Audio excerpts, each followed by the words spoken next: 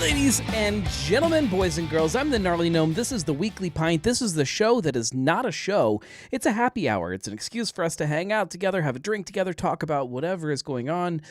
Usually it's something going on in the beer world. Sometimes it's not. I've had a heck of a weekend, so there's going to be some talk about things that are not drinking related, but it is still a happy hour, so we are going to drink together. Now, I say that fully knowing that it's okay. There are plenty of people who maybe are not drinking today because it is a Monday. I understand. You got a whole week ahead of you. But crack something open. Even if you open up some fizzy water or a tea or whatever. I can't think of any other beverages. Lemonade. Open up a bottle of lemonade. That's fine.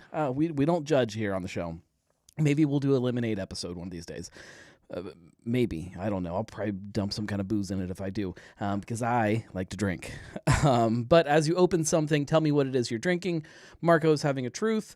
Josh is having a tropical hop slam, but is annoyed that it's not called Trop Slam. I like that. It's like going to a Warped Wing and getting some wings, and they're not called Warped Wings. Still gets under my skin, but it's fine. It's fine. Julia is having Zweig. Baltic Porter, that sounds very tasty. I believe I've had that. Eric just opened a Blossom. Julia says juice. Yeah, juice is fine. It's fine. You can drink juice. I kick off every show, though, with some kind of booze. It started with schnapps, and I still love the idea of drinking schnapps at the beginning of every show. But I got bored with doing the same schnapps, and I realized very quickly that there just aren't enough schnapps on the shelf to do it every week, something different. So sometimes I do other things, and I've started to use it as a way to either drink something that's been sitting on my bar that I have never really tried or never tried by itself, or maybe has been sitting there for a very long time that is almost empty that I just want to get rid of, which is the case tonight.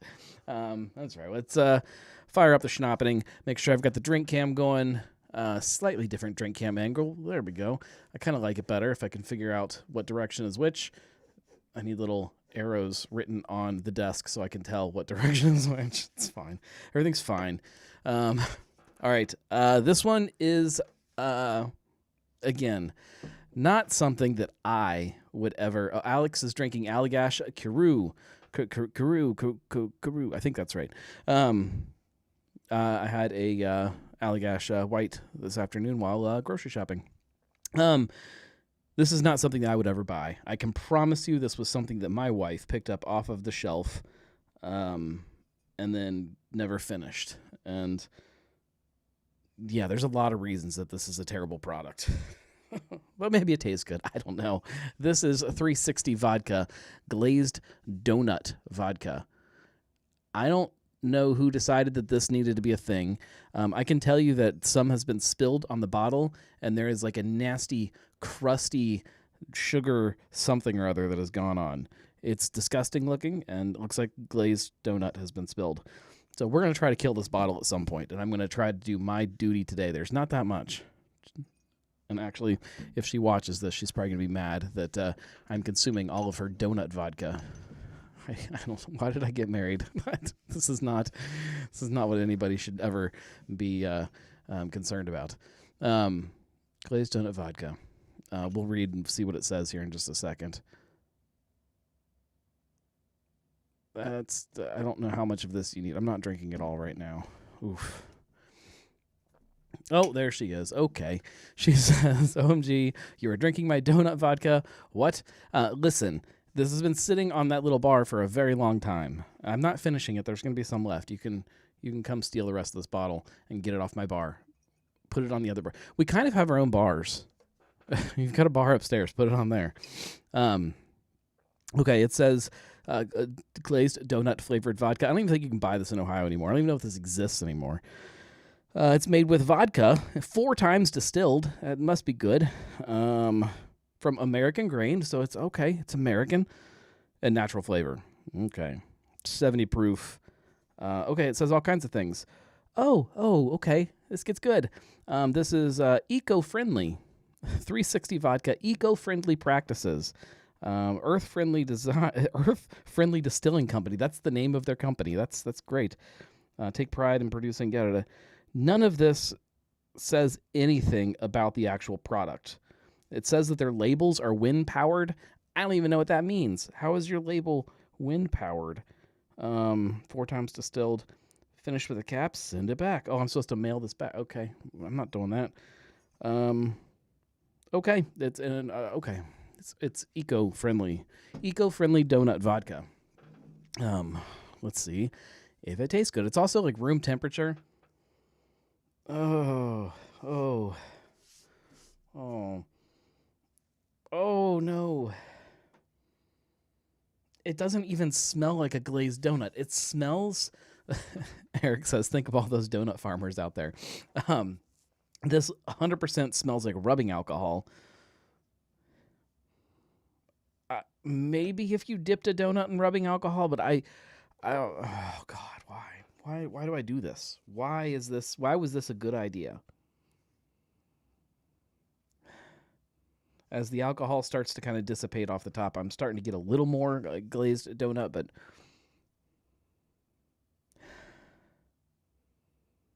just have to kill everything that is inside of my nasal passage, and then you kind of get the donut. Oh, God. All right. Bottoms up. Cheers. Prost. Whatever they say in donut land.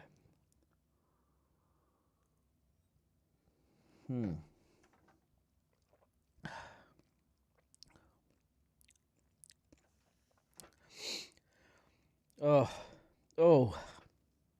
That is not good. Nothing about that should exist. That tastes like...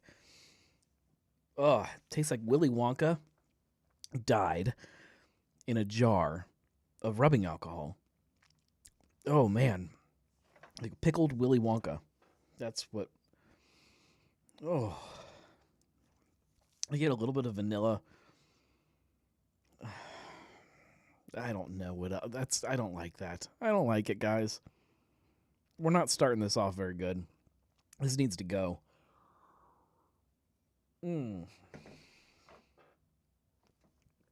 Oh, God.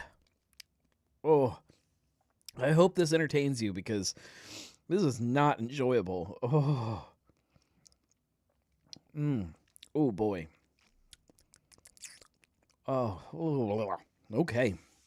I'm going to kill that, and then I need to open a drink. I was going to start... All right, let me kill this first, and then I'll tell you the things that I have to drink. So I picked 2.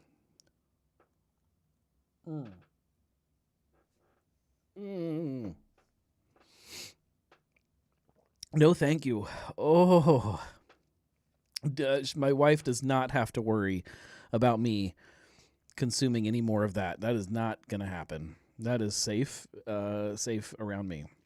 Marco says, drop it in a buzzball. I stopped at a gas station very late the other night. That's part of one of the stories I'm going to talk about. And I had a great dinner from the gas station.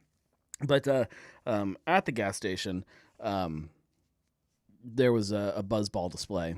And in the time, I really wanted to buy some because it was good. They had those big, giant buzzballs. They had like 4 different flavors of those big. They look like those party balls from who made those? Was that Miller that had the party ball? They had like 4 different flavors of these things. There was brown garbage and red garbage and green garbage, and I don't remember what. Oh, it tastes so bad when you burp. Oh, it's so bad.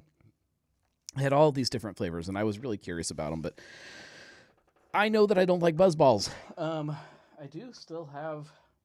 I actually have a buzzball in the fridge, but I'm not opening that tonight. I got something better. Let's get to what I'm drinking for real, so that we can get to some of the things I want to talk about.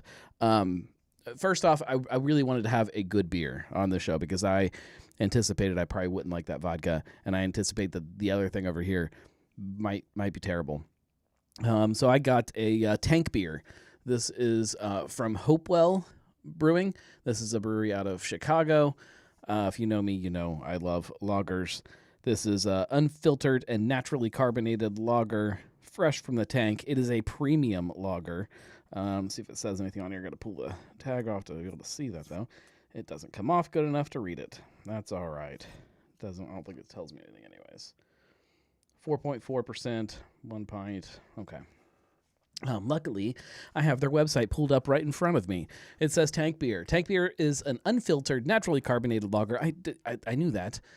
Inspired by the rich traditions of Czech Republic bar culture. Oh, I should have got me a good mug to drink this out of. With notes of fresh dough, fragrant noble hop spice, and a pleasantly pillowy body. Ooh, that sounds good. This beer transport you to the brewer's cellar, where the beer is always fresh. Tank Beer. Fresh from the tank. What does that even mean?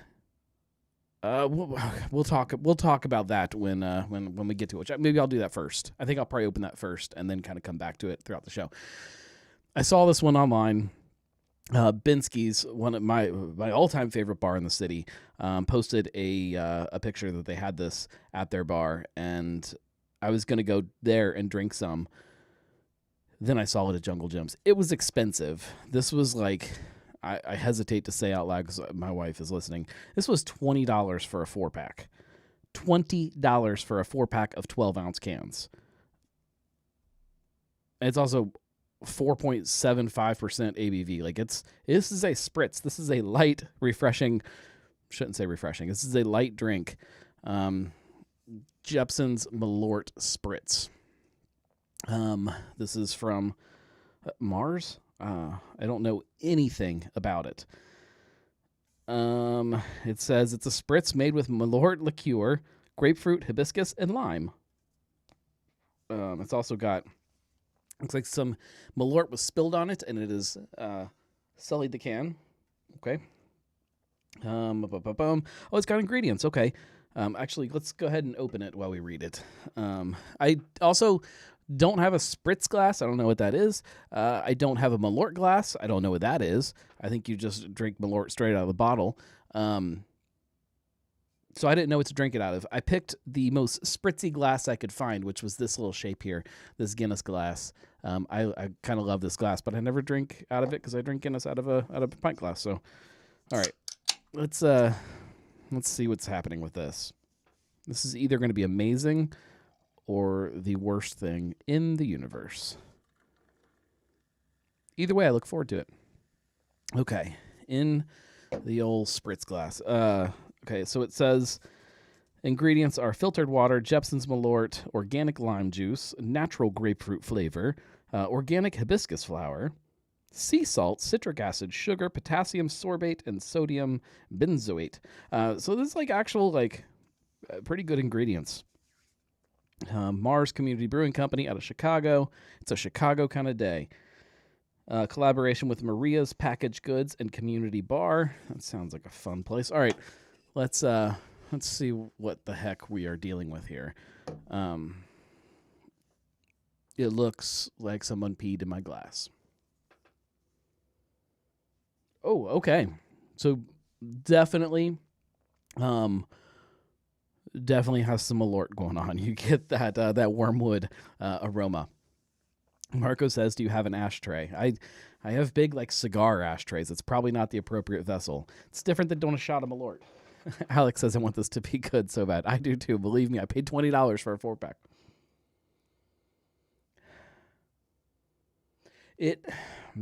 There is like a pleasant kind of floral thing going on. It's it smells like the good things about Malort. All right, here we go. Bottoms up. Let's see.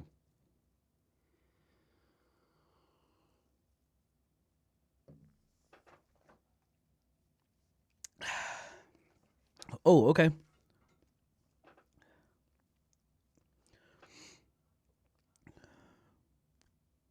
All right. I'm not going to call it good. I'm not going to call it bad. I think that if I put this over ice and I gave it a squirt of lime juice, it would be good. It would actually be really tasty.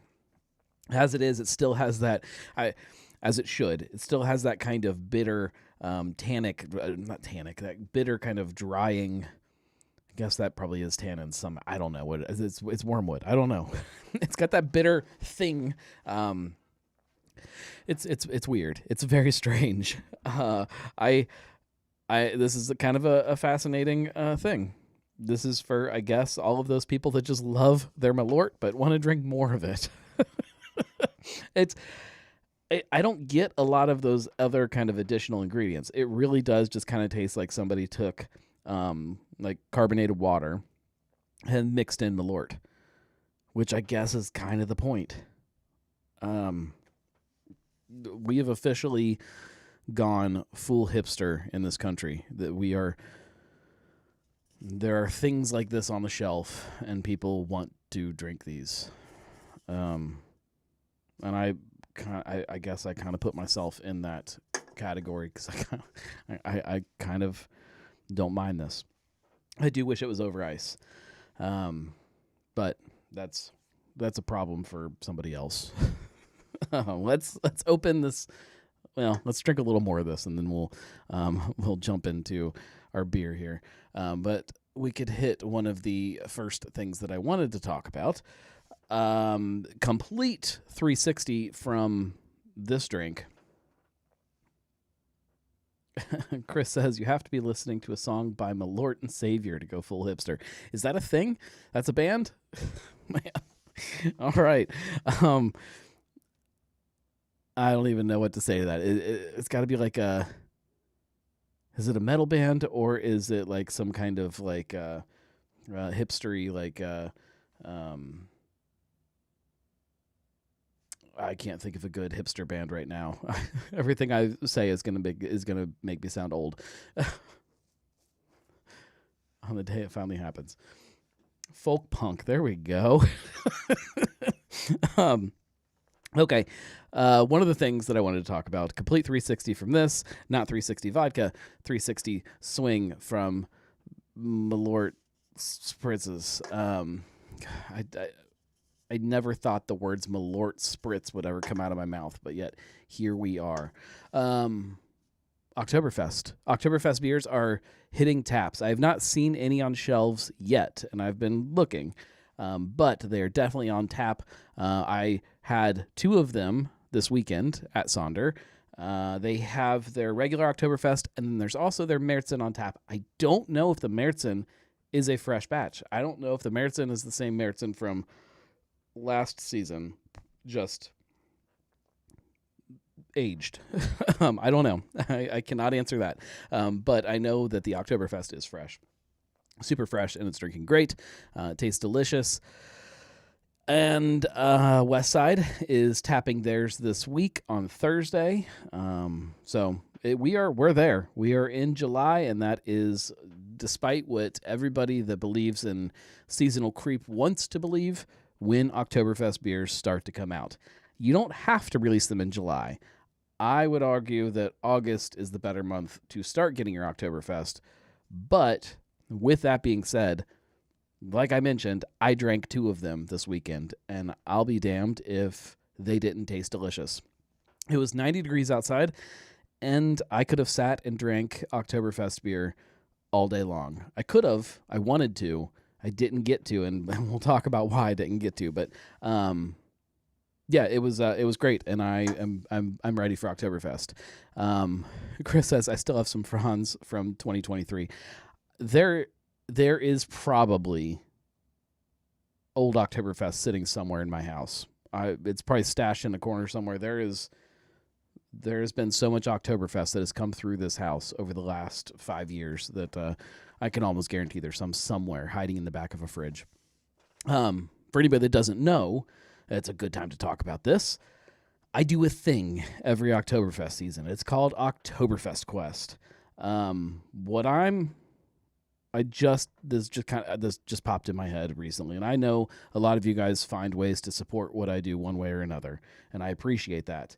I am going to create a way that people can jump on to a donate link and donate money straight to Oktoberfest Quest to help pay for all of the Oktoberfest beer that comes in and out of my house and into my face. Not that you have to do that. We will be doing this thing no matter what, but it would help. Oktoberfest Quest, I buy every single packaged Oktoberfest in the city. I drink them all. I run them through a bracket. It is hopefully, I'm really hoping that this year I can get the last 2 rounds of the competition to be blind. The last round always is. The finals are always blind. I'm hoping to do the last two. Before that, there is a seeding process, and I know what I'm drinking, so it's not blind. That's just for ease of timing for me. I can crack open a couple beers while I'm here at the house by myself and have a minute to actually record something. But you will see lots of Oktoberfest content over the next several months. So stay tuned for that. The finals are still being, details are being figured out. As of right now, it will be during this year's Cincy Beer Week. Stay tuned for more details on that. Cincy Beer Week is coming back, and the finals will be during that. I don't have dates set yet. I have dates that it's in my head going to be. It's in my head. I want Cincy Beer Week to always start at the very end of Oktoberfest in Munich and then go for that next week. So as of right now, and as of last year also, it overlapped with GABF, with Great American Beer Festival, and I don't know if that's the smartest way to do it. That's kind of the hang up right now. So I'm trying to kind of talk to a few people that I trust their opinions on and figure out if they think that's going to be an issue with people here in town. I don't know yet. We'll see. But yeah, stay tuned. Stay tuned for dates.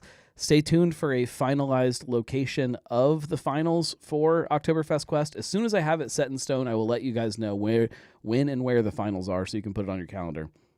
We're in discussions about it and trying to make sure we can get space figured out and nailed down in the brewery. If you guys pay attention, you know where we're trying to book it. But well, stay tuned. That's all I can say. Stay tuned. I'm going to open a beer, and then we'll drink both of those at the same time. This glass will work. A little Stein would have been way more fun, but that's fine. Tank beer. Fresh from the tank. Isn't every beer fresh from the tank? What are we doing with them when they're not fresh from the tank? Where are they going? Are we putting them in some kind of, I don't know, jugs? Even like barrel-aged beer, like it's going into a tank before it's getting canned or bottled or wherever you're putting your barrel-aged beer. That's some natural carbonation. So I guess the whole point of this is that it's unfiltered. It should still be clear. Let's see how high I can get the head to pillow up. Josh says fish tank. I hope this didn't come out of a fish tank. Fresh from the fish tank. So this weekend, Saturday morning, the youngest, the boy had soccer. He's a soccer superstar. I think he kicked the ball twice this week. It was pretty good. So we went to the game. My wife and my daughter had to split to go to a birthday party that she had to go to, and then I took the boy and we went and met up with some family over at Sonder to have some lunch and drink some beers and hang out and enjoy the weekend. Not that they weren't enjoying the weekend at a birthday party, whatever. So we drank our Oktoberfest beer. I drank Oktoberfest. He had water and was very happy about it. Ate our chicken tenders and our wings. I had wings. He had chicken tenders. Whatever. I don't judge. Again, he can drink whatever he wants and eat whatever he wants. And then we finished up and we went home. Had just gotten home, gotten kind of comfortable, hanging out with the dog and kind of relaxing for a little bit before the rest of the day kind of progressed. And my wife calls me in a panic. My oldest, her birthday party was someplace they had roller skating and all kinds of stuff. She fell while she was roller skating. And as you might have seen on social media, or you might have seen in the show title for this episode, or the artwork, which I thought was pretty good, of the little baby gnome girl with a broken arm. My oldest broke her arm. This is the first broken bone that we have had in the family. I would have bet a whole bunch of money that it would have been the boy that broke his arm because he's insane. Not actually insane. He's just very reckless. But no, it was her. So we ended up spending then the entire rest of the day in the ER, different ERs. We thought we were being clever, thought we were being smart, and we would go to the closest children's hospital ER to where they were, which was they were on the west side of town. So we went over to Green Township, and they got us in pretty quick and good, and kind of got her wrapped up and did some X-rays, and they said, "All right, it's broken. We can't really deal with that here. You got to go downtown." Okay, so we had to then get in the car. I had to then take the boy to somebody else's house so that he could have a day where he didn't have to sit in waiting rooms. Dropped him off, then I had to turn around and get all the way back down and meet them. Then we sat in the waiting room of the other ER for hours till we got back, where we then sat in a room for hours before we had to then sit through more hours of waiting. It was just one thing after the other until we finally got her bone reset, I guess. It was okay. Let's keep this lighthearted and friendly, but be real about this. It was terrible. Kind of going through that. I did not stay in the room while they kind of got everything back into place. My wife did. Okay. But just this is the first time that either one of my kids have had to be put under for anything, and this was so she's not completely out. It's a ketamine, a K-hole. She was there, but not there, and that weirded me out, and I did not like it. I don't want to have to do that again. I am begging my children never to break any more bones because I didn't like that. It was not fun at all. We didn't get home until probably I think it was 1 a.m. when we finally got home. And to give that some kind of context, I think she broke her arm at right before maybe 3 p.m. It was just a hair after 3 when I met up with them at the first ER. So yeah, it was not. Eric says, "Did she get to bite down on a stick?" No, she was just completely out of it. I don't even want to think about it. Trying to remember that. Well, it's terrible. Not fun. So that was kind of my exciting weekend. Everything's good now. She's fine.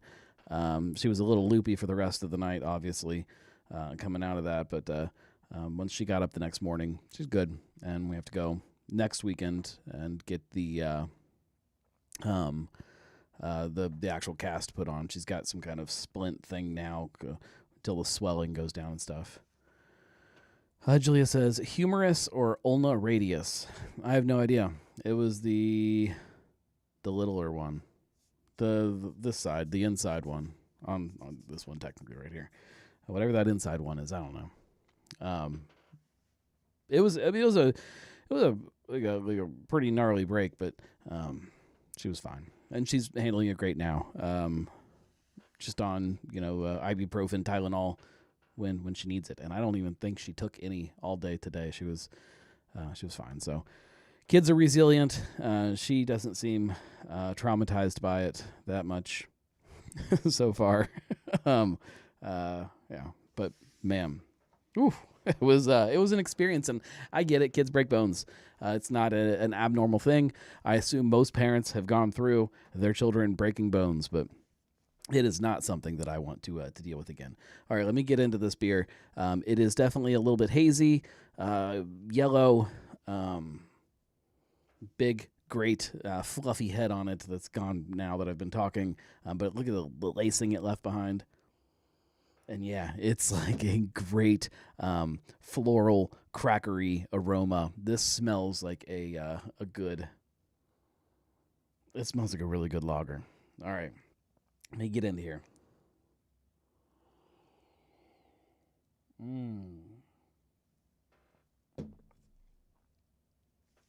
Yep, that's a good beer. It oh yeah, good full body. Carbonation kind of broke up really good because of the way I poured it, but reminds me a lot of a slow pour pilsner. What you get from that? Oh, good beer. Yeah, I could drink that all day long. That's one of those beers that I want a big mug of it, and I just want to sit in a beer garden and just kind of just keep sipping on it all day long. Eat some meat and cheese, just all day. That's good. That's way better than the Malort Spritz. Shocker. Surprise. This tastes better than Malort Spritz does. Yeah. So, exciting weekend. As of other news, we want to talk about some other local things that are going on. Last week, there was a little bit of, what should we call it? Chaos. Chaos in the local distributor scene. I've been more than knee deep. I'm going to say elbow deep in this Ohio Eagle Heidelberg story. I have now talked to, I believe, 7 different people that some of them definitely asking to please leave them anonymous. Some not caring, but I'm leaving everybody anonymous because of some of their positions within the 2 companies. I've talked to everybody from truck drivers to warehouse workers to one person that is, I'm going to say, administrative person. So I'm going to leave it that way. I've talked to a lot of different people and brewery owners and owners. Kind of about where they're at with all of this stuff, how they feel about it, how it was communicated to them, and if they trust what they're being told. Because let's hit the news first. So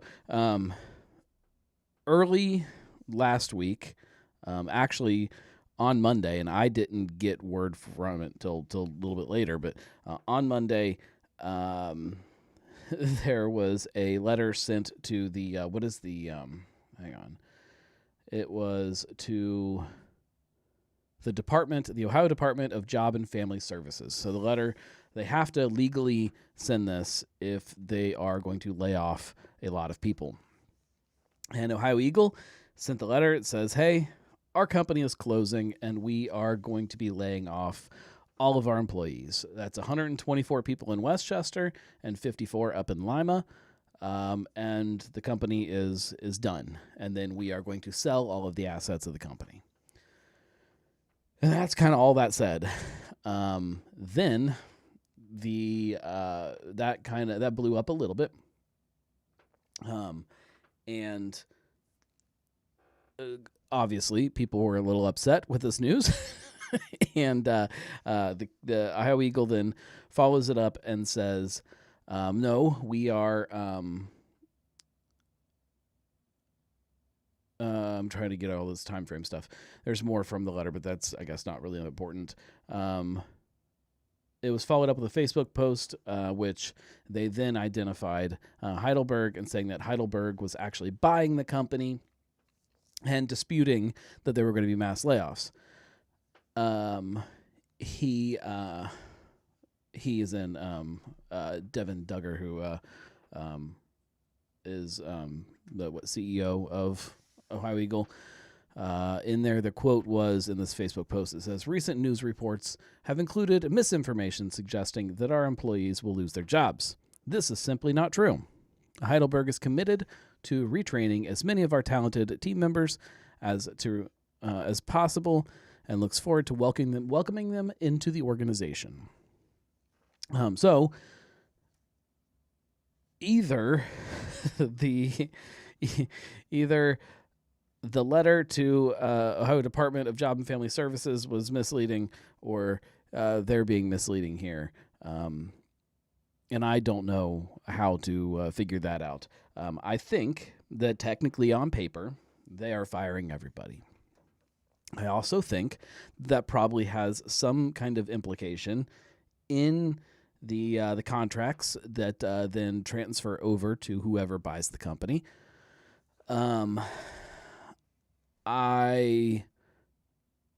Josh says, it sounds like a big backpedal.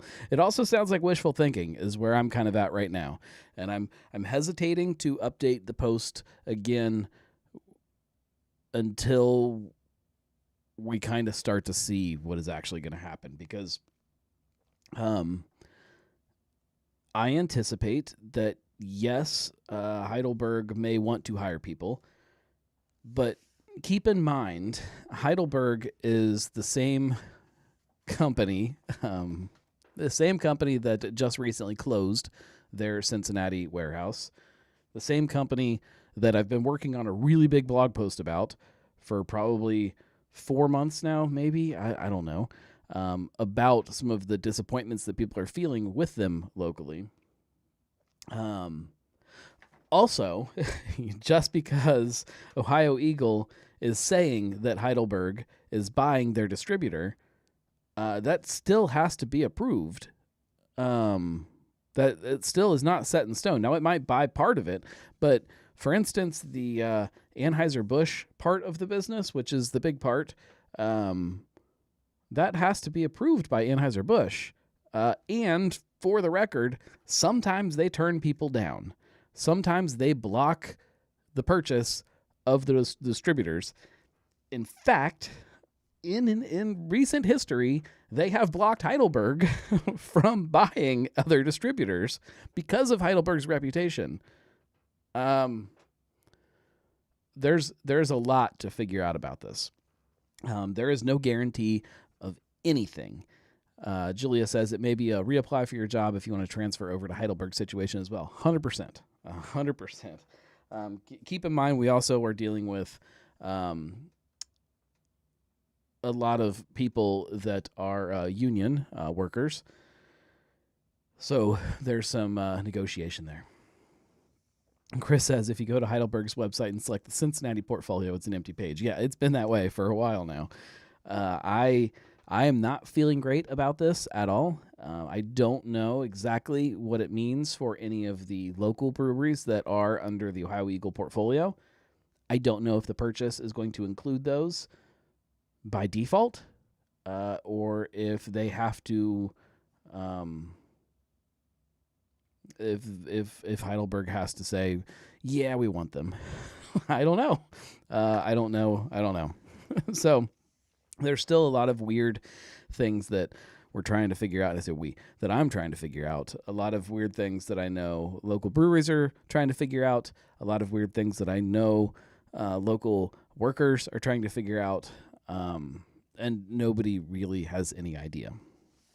So with all that being said, if you or somebody that you know works for Heidelberg or Ohio Eagle and has any thoughts on this, feel free to shoot me a message. Shoot me an email, shoot me a DM, whatever you want. And we can talk, and it'll help me kind of keep painting the picture and kind of get a better idea of what is actually happening, because nobody's being forthcoming as far as the company, and that's because I think that they don't actually know. While they may have full intention on all of their people being rehired by this new company, they also don't have control over it. Eric says, or the only way a brewery can get out of a distributor contract. I assume that this would fall under some kind of extenuating circumstance, however they word it. But that also depends on their contract. It all depends on the contract. I don't know people's individual deals that they have and what they look like. And Don't know. Then I don't know that they want out of that contract. I don't know. uh, I know that being a local brewery and being represented by Ohio Eagle probably is a very different situation than being a local brewery and being represented by Heidelberg. We talked, I believe. I don't believe. I'm pretty sure that it was on the show. If you go back to Cincy Brewcast, Volume 11, Episode 1, I believe, with Taft's and Sinbev, I think we touched a little bit on distributor relationships and the difficulties that are there. Just kind of scratched the surface of it, though. It's a very complicated topic, and there's a lot of people that don't really want to rock the boat with their distributors, rightfully so, probably. So I don't know. We'll see what's going to happen with it. All right, let's drink some more Malort Spritz. Oh, yeah. Oh, it smells like sadness.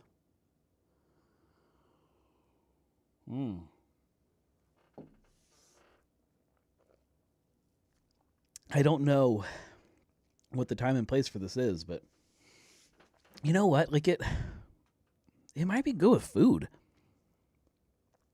I don't know what food, but it might be good with food. Okay. That is weird stuff. It's better than the donut vodka, though. As always, there are always lots of things happening here in Cincinnati. So I've actually been toying around a little bit. Don't quote me on this. But jumping on like just a really short live stream, not a full-on show that is not a show like this, but like just like a quick little like a news update, maybe later in the week to kind of update on just like here's what's happening in Cincinnati drinking news, just to give just like those headlines of here's what's happening, here's what you should be paying attention to. But I don't know. I've been toying with it. I want to do it like in the mornings, like a get ready for your day. here's your news bite of the day. I think it'd be fun. But I am always looking for new ways to create more new content for you guys, and I enjoy it immensely. The hard part is if it's in the morning. You know, I'm not usually drinking heavily, which is part of the fun of this show, is that I get to just sit and drink whatever I want to. It's the good side and the bad side of creating content around drinking. It limits when you can make it, unless you just drink soda. Marcus is Friday at 1:30. No, Friday at 1:27. Hit on all the booze news just to get it out there in the world. If anybody doesn't understand that joke, you're not doing it right. Yeah, I think that's pretty much all that I've got as far as big topics that I wanted to talk about. There is, of course, fun things going on, though. If you are out and about, it's Kolsch Night week, right? Is it Kolsch Night tomorrow? Is tomorrow Kolsch Night? Is that right? Am I making that up? Yeah, tomorrow's Kolsch Night. So I will be down at Northern Row drinking a bunch of Kolsch. So if you want to come hang out and drink Kolsch, go there. Lots of cool stuff happening in town that I can't talk about some of it. But I will be there. Come hang out, have some Kolsch. It'll be fun. I'm also I'll put something out on social later this week. But this weekend, this Saturday night, I believe I will be out and about in the universe, drinking some beers and watching some live music. I'll put out ahead of time where I'm going to be so that people can come hang out if you want to. One of my favorite bands in the whole world, Hunting Agnes. They play around if you have heard about them. They played at one of the very first Big Sis beer tappings at Braxton. It was either the first one or the second one. I don't remember. But if you were at that, you saw Hunting Agnes. That's who I'm going to go see, so I'll put it out there.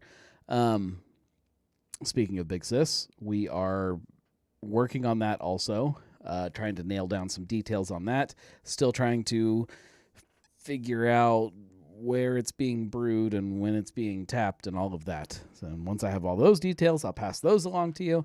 I'm working on a couple fun videos to share with you guys, a couple big ones, a couple little ones, just all kinds of stuff. There's just always so many things, and I feel some weeks like there are more things than there are hours to do things, and that's kind of the way I'm feeling right now. It was a weird day. Weird as in, like, I feel like I didn't get as much done as I wanted to get done, but it happens. Tomorrow will be better as we Kolsch. I do appreciate all of you guys hanging out and drinking with me and taking part in this thing that we do together, the Weekly Pint. If you like this or if you like any of the things that I do, go to thenarlygnome.com/support. You can support that way. It helps so much, and as this thing kind of keeps evolving and growing, this thing being the Gnarly Gnome, that is the hub of everything. Everything kind of spokes off of that. That and the website, of course. But as far as support goes, I do also have a Substack called Drinking with the Gnome. With that, there are articles. I hope to, and this is just the way it's planned, there should be one article every week as we kind of get the cadence of that going. One article every week and at least one podcast episode every month. So, in theory, it's not there yet, but we're building the cadence. I also have several other projects that are in planning that are really fun things that I think you guys will like.